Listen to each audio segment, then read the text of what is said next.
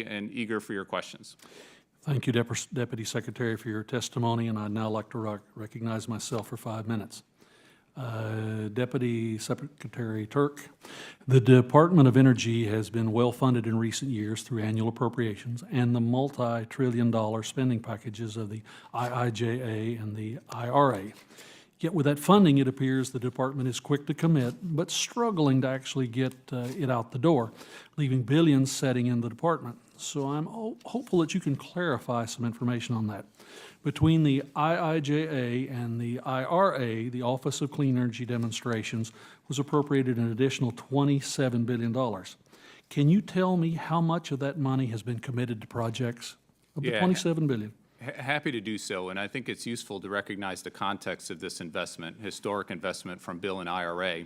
When that legislation was passed, it was passed specifically with multi-years in mind. In many cases, 5-year programs, in many cases, multi-tranches of funding coming out the door.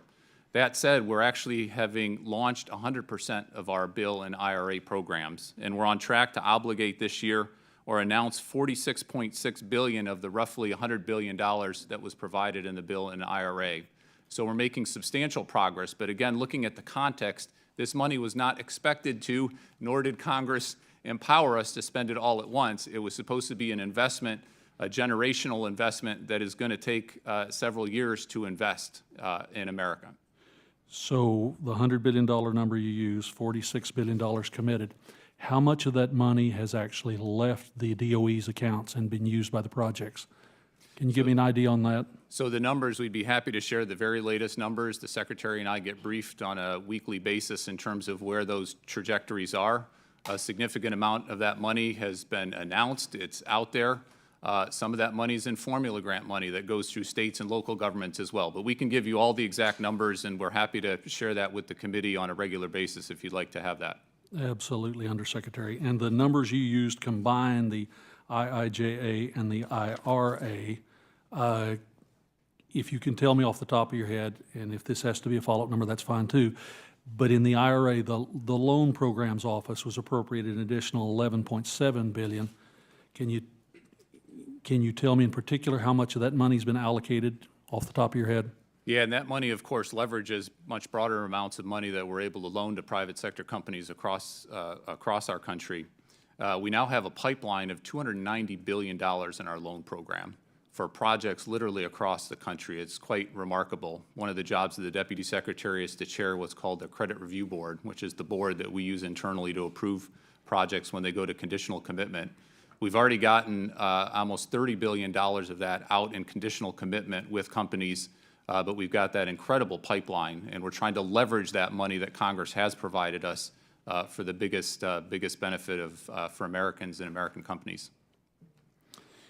In the IIJA, and again, I know I asked for specifics, and I know they're going to come, the Office of Energy Efficiency and Renewable was appropriated an additional $16 billion. Again, off the top of your head, how much of that's been committed, and how much has actually gone out the door? Yeah, so we've gotten a lot of money out the door. We're happy to share the money broken up by the different offices, whether it's our OSET office or our Energy Efficiency and Renewables office.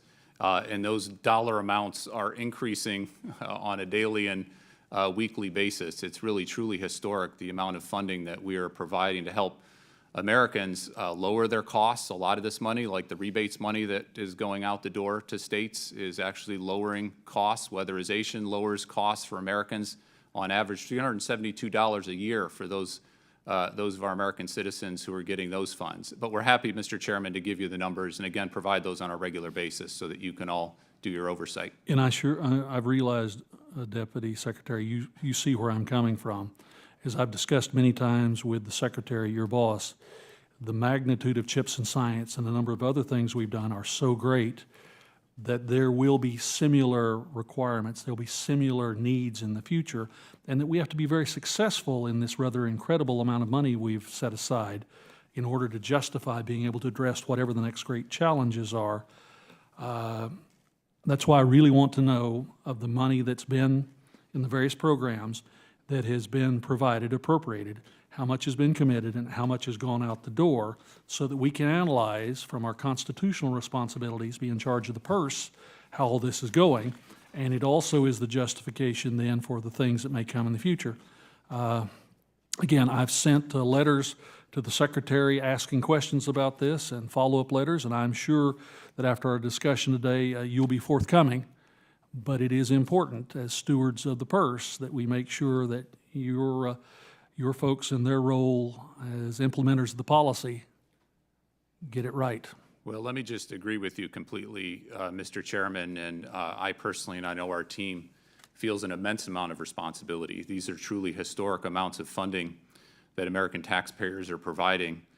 We feel the weight of history to make sure that we use this money responsibly as much as we, and as quickly as we possibly can. So we've hired up, as you mentioned, 1,000 new folks to help. We've created new offices.